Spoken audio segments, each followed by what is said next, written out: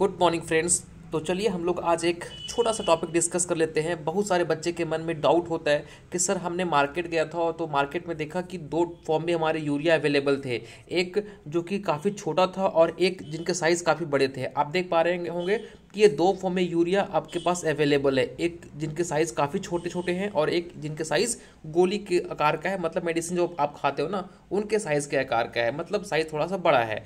तो ये दोनों क्या एक ही होते हैं? दोनों का क्या डिफरेंस होता है? किसी बच्चे ने मुझे कमेंट में पूछा था, तो मैंने सोचा कि इस पे वीडियो ही बना दिया जाए क्योंकि सारे बच्चों को इनकी इन्फॉर्मेशन होनी चाहिए। तो देखिए, आपको पता है कि ये जो यूरिया है, यूरिया दो फॉर्म में अवेलेबल होता है। एक होता है प्रिल्ड यूरिया, ठीक है, और एक होता है आपका ग्रैनुलर यूरिया, ठीक है। आपको दिखाई पड़ रहा है ये क्या है? प्रिल्ड यूरिया। प्रिल्ड ये क्या है? यूरिया का ही एक फॉर्म है जहाँ पे आपको यूरिया का जो साइज़ होता है ना, दाना का साइज़ काफ़ी छोटा होता है। आप देख पा रहे हैं काफ़ी छोटा छोटा है। और ग्रैनुलर में क्या होता है? इनके साइज़ थोड़ा बड़े होते हैं एज़ कम्पेयर टू प्रिल्ड। तो आपको जब भी यूरिया का जो दाना है उनका साइज़ काफ़ी छोटा दिखाई पड़ेगा, दैट मीन्स कि वो कौन सा यूरिया है? प्रिल्ड यूरिया है। इनका फॉर्म कौन सा है? प्रिल्ड है। बट अगर वो साइज़ में बड़े होंगे दैट मीन्स वो ग्रैनुलर फॉर्म है यूरिया का, ठीक है। समझ में आया? तो मैंने आपको क्या बताया अभी तक कि यूरिया के दो फॉर्म होते हैं, प्रिल्ड फॉर्म और एक ग्रैनुलर फॉर्म। प्रिल्ड जो होते हैं काफ़ी छोटे होते हैं और ग्रैनुलर जो होते हैं वो साइज में बड़े होते हैं एज कम्पेयर टू प्रिल्ड। समझ में आ गया यहाँ तक? चलिए आगे बात करते हैं। देखिए, अब हम बात करते हैं कि भाई यूरिया का कुछ इंपॉर्टेंट इन्फॉर्मेशन जो आपको पता होना चाहिए और ये फंक्शन कैसे करता है यूरिया हमारे फील्ड में, ठीक है। तो देखिए, इनका फंक्शन जो होता है ना फ्रेंड्स, पहले तो यूरिया के बारे में कुछ बातें आप जान लीजिए, है ना। मैं इसको यहीं पे इरेज करके समझा देता हूँ आपको, जो कि बेसिक इन्फॉर्मेशन है, आपको इनके बारे में पता होना चाहिए। देखिए, सबसे पहला पॉइंट आप इसको कहीं नोट भी कर सकते हैं कि यूरिया जो है वो एक अमाइड फर्टिलाइज़र है। कैसा फर्टिलाइज़र है ये एक अमाइड फर्टिलाइज़र है, ठीक है। दूसरा पॉइंट आपको याद रखना है कि ये एक ऑर्गेनिक कंपाउंड है। यूरिया जो है वो ऑर्गेनिक कंपाउंड है। तीसरा बात जो आपको ध्यान में रखना है कि इनका जो एम्पेरिकल फॉर्मूला होता है वो ये होता है CONH2 टू टाइम्स, ठीक है। यहाँ पे अमाइड दो होते हैं ना।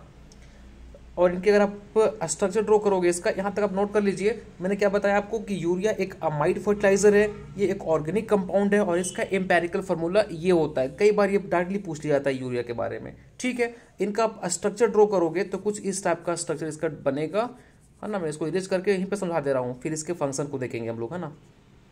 देखिए, इनका स्ट्रक्चर कुछ हिसाब से बनेगा। बीच में बनेगा आपका कार्बोनाइल ग्रुप, होप सो आपने केमिस्ट्री इतनी पढ़ी होगी।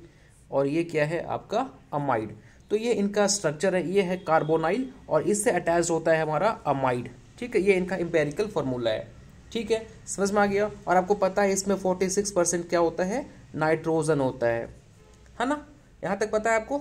चलिए, तो आगे बात कर लेते हैं हम लोग इनके फंक्शन को लेके। तो देखिए, फंक्शन की बात करें तो यूरिया जो है ना वो इनके हम दो फंक्शन देखेंगे आज। एक ऐसे सॉइल के ऊपर जहाँ पे वाटर जरा भी नहीं है, वाटर यहाँ पे है ही नहीं, काफ़ी सूखा हुआ है, और एक वो फील्ड जहाँ पे वाटर अवेलेबल है। तो इनका जो एफिशिएंसी है वो किस टाइप के सॉइल पे ज़्यादा होता है? ड्राई सॉइल पे ज़्यादा होता है, फिर वेट सॉइल पे ज़्यादा होता है। तो हम पहले अगर बात करें ड्राई सॉइल की, अगर आप जिस फील्ड पे गए हो, इस फील्ड क्या है? कंप्लीटली सूखा हुआ है जैसा कि आपको दिखाई पड़ रहा है, और यहाँ पे जाके आप यूरिया को स्प्रेड करोगे तो यूरिया जो है वो ऊपर की तरफ रहेगा और इसके आपको 0.1% भी ये हेल्पफुल नहीं होगा आपके लिए। क्यों? क्योंकि यूरिया को रिएक्शन करने के लिए वाटर की आवश्यकता पड़ती है। यूरिया तभी आपके लिए वर्क करेगा जब आप इनका रिएक्शन वाटर से कराएंगे। मतलब कि अगर आप यूरिया को ड्राई फील्ड पे अप्लाई कर रहे हो जो कि कम्प्लीटली सूखा हुआ है, तो यहाँ पे इसका कोई फ़ायदा नहीं होगा, ठीक है। बट इसी यूरिया को आप जाके अप्लाई कर रहे हो यहाँ पे जहाँ पे वाटर अवेलेबल है, तो यहाँ पे क्योंकि ये वाटर के साथ रिएक्शन कर जाता है और फिर आपके सॉइल को, आपके क्रॉप्स को ये बेनिफिट देगा, ठीक है। तो इनका जो एक क्या रखिएगा, यहाँ पे एक एंजाइम होता है, ये एंजाइम है यूरिएज। पता होना चाहिए आपको, ये यूरिएज एक एंजाइम होता है। ये एंजाइम आपके सॉइल में अवेलेबल है, चाहे जो वहाँ पे प्लांट्स के डेवरीज होंगे, जैसे आप अपने क्रॉप का कुछ रेसिड्यू होगा, वो सब में ये एंजाइम अवेलेबल होता है। तो अब देखिए, क्योंकि आपको पता है कि यूरिया हमारे ड्राई सॉइल में काम नहीं करता है, इसको काम करने के लिए वाटर चाहिए। तो ये है आपका यूरिया। मैं कलर चेंज कर ले रहा हूँ ना ताकि आपको दिखाई पड़े। चलो ठीक है, इस टाइप के सॉइल में आपको पता चल के काम करेगा। तो आप गए और आपका फील्ड क्या है, वेट है, जहाँ पे वाटर अवेलेबल है, तो आपने इस फील्ड में यूरिया को अप्लाई कर दिया और यहाँ पे वाटर अवेलेबल है, तो क्योंकि यूरिया और वाटर दोनों अवेलेबल है तो रिएक्शन होगा। और यहाँ पे जो एंजाइम काम करता है वो है यूरिएज। ये क्या करेगा, यूरिया का हाइड्रोलिसिस करवा देगा। ठीक है, मैं फिर से रिपीट कर रहा हूँ भाई कि आपका जो फील्ड है उस पर वाटर अवेलेबल है, आपने वहाँ पे यूरिया स्प्रेड किया। अब यूरिया स्प्रे करेंगे, वाटर से वो रिएक्ट करेगा और रिएक्ट करने के बाद यहाँ पे जो यूरिएज एंजाइम है वो इस यूरिया का हाइड्रोलिसिस करवा देगा। अब हाइड्रोलिसिस करवाने के बाद ये क्या करता है, आपका ये बना देता है अमोनियम, ये जो है वो अमोनियम बना देगा। ठीक है, और फिर फर्दर ये प्लांट इसको एब्जॉर्ब कर लेता है। तो डायरेक्ट वो यूरिया को एब्जॉर्ब नहीं करता, प्लांट जो है वो इस अमोनियम को एब्जॉर्ब करता है। ठीक है, और फिर यहाँ से कार्बन डाइऑक्साइड यहाँ से बाहर निकल जाएगा। ठीक है, ये इनका रिएक्शन है, यूरिया वाटर, इसका यूरिया जो है वो हाइड्रोलिसिस किया और फिर ये अमोनियम के फॉर्म में बाहर चला गया। ठीक है, समझ में आया। और यहाँ पे कार्बन डाइऑक्साइड भी निकलते हैं। तो ये इनका रिएक्शन है और ऐसे ये काम करता है।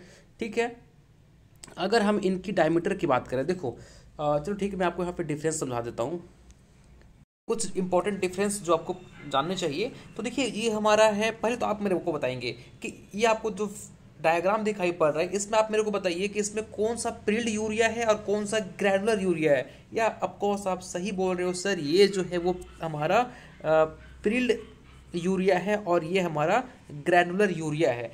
अगर हम दोनों की डायमीटर की बात करें तो आप मेरे को बताओ कि किनका डायमीटर ज़्यादा होगा।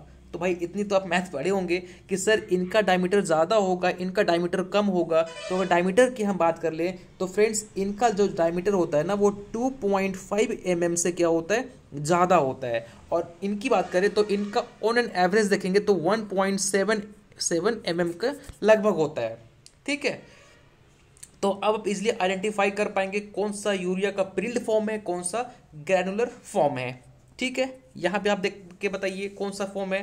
देखो आप ना चीज़ों को पहचानना सीख लो, फिगर देख के आप जो माइंड में बैठाओगे ना वो फिर कभी ज़िंदगी में नहीं भूलोगे। तो आप यहाँ पे मेरे को बताओ कि कौन सा फॉर्म है प्रिल्ड और कौन सा है ग्रैनुलर।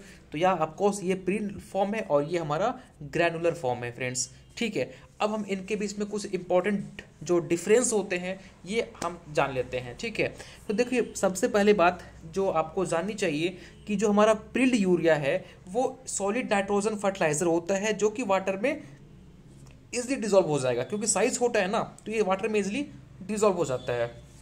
और ये हमारा ग्रैनुलर टाइप होता है और ये भी एक तरह का सॉलिड नाइट्रोजन फर्टिलाइजर है जो कि आपके ग्रैनुलर फॉर्म में आते हैं और ये थोड़ा सा वाटर में घुलने में टाइम लेता है। ठीक है, इनके अपीयरेंस की बात करें तो ये आपको पैलेट फॉर्म में दिखाई पड़ेंगे और ये आपको ग्रैनुलर फॉर्म में दिखाई पड़ेंगे। पैलेट समझते हो, अरे भाई जहाँ बहुत सारे मिल के क्या होते, बहुत सारे मिल गए, बहुत सारे ग्रैन्यूल आपस में मिल गया तो क्या बन जाएगा, पैलेट बन जाएगा ना, बन जाएगा कि नहीं बनेगा। ठीक है, तो ये पैलेट फॉर्म में दिखाई पड़ते हैं, ये ग्रैन्यूल्स के फॉर्म में दिखाई पड़ते हैं। ये है वाटर में इजिली बहुत कम टाइम में घुल जाएगा, ये थोड़ा टाइम लेता है घुलने में क्योंकि इनके साइज बड़े होते हैं, है ना। ये साइज छोटे होते हैं, इनका साइज कॉम्परेटिवली बड़ा होता है एज कम्पेयर टू प्रिल्ड फॉर्म।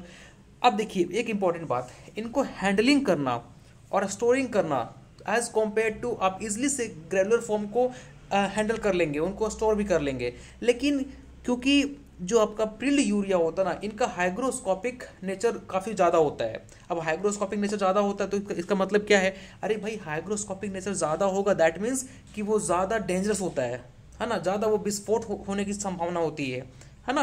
तो अब क्योंकि इनका हाइग्रोस्कोपिक नेचर ज़्यादा होता है तो इनको स्टोर करना और इनको हैंडल करना क्वाइट डिफिकल्ट हो जाता है as compare to granular form. ठीक है, समझ में आया। तो ये कुछ इंपॉर्टेंट डिफरेंस थे जो कि आपको आने चाहिए प्रिल्ड फॉर्म यूरिया में और ग्रैनुलर यूरिया में। ठीक है फ्रेंड्स, तो होप सो आपको समझ में आया होगा कि प्रिल्ड फॉर्म यूरिया क्या होता है और ग्रैनुलर फॉर्म यूरिया क्या होता है। देखो आप एग्रीकल्चर स्टूडेंट हो तो आपको इतनी बेसिक इन्फॉर्मेशन होनी चाहिए, इसलिए मैंने इस पर वीडियो बना दिया और इससे रिगार्डिंग मैंने कुछ आपको बातें बता दी कि यूरिया के कैसे फंक्शन होते हैं, यूरिया काम कैसे करता है हमारे फील्ड में, कौन से फील्ड इसके लिए अच्छे होते हैं, है ना। तो ये इन्फॉर्मेशन आपके वाइवा के लिए, आपके इंटरव्यू के लिए बहुत ही बेसिक चीज़ है, ये कई बार पूछ लिया जाता है। तो ये सब तरह के नॉलेज अगर आपको मिलती है तो उसको छोड़ो मत, ग्रैब करने की कोशिश करो, क्योंकि ये सब कंप्लीटली प्रैक्टिकल नॉलेज है फ्रेंड। ठीक है, तो चलिए फ्रेंड्स मिलते हैं नेक्स्ट वीडियो में। Thank you so much.